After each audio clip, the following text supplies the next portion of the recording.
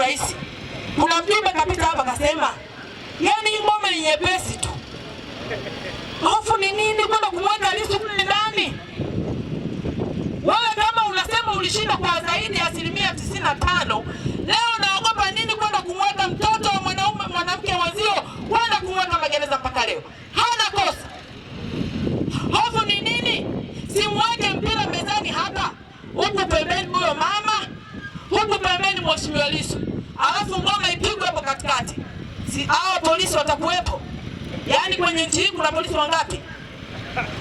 Yaani tunapopambania mambo ya taifa letu, tunahitaji kuwa na umoja na umma usapoti, tushinikize umma utunge mkono, muungane na jeshi la Chadema ili tuiondoe serikali ya CCM madarakani. Anapokuja diwani au anapokuja mkuu wa wilaya hapa au mkuu wa mkoa anaendesha gari ya milioni 600.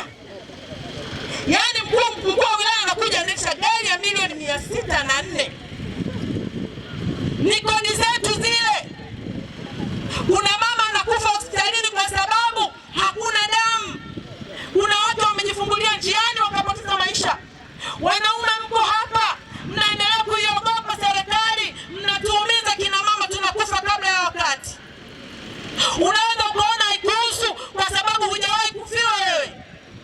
Unaweza ukaona haikuhusu kwa sababu kwenye familia yako, kwenye ukoo, hakuna mtu aliyewahi kutekwa. Haya mambo yanaumiza kwa sababu wale ni Watanzania wenzetu.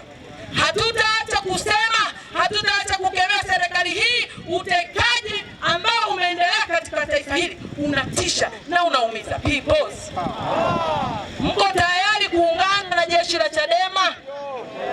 Mko tayari kukinukisha ili tuishinikize serikali kwa maandamano ya amani nchi nzima? Tundu Lissu waachiwe. Mpunga na mimi hapa. Peoples, koroga kaka. Sasa hii serikali, sisi tuna matatizo mengi, si ndio? Tuna matatizo ya barabara. Viongozi wangu wamesema hapa hakuna mitaro, maji machafu, hakuna dawa, hakuna ajira, watu ni wapigaji, kodi zetu zinaliwa.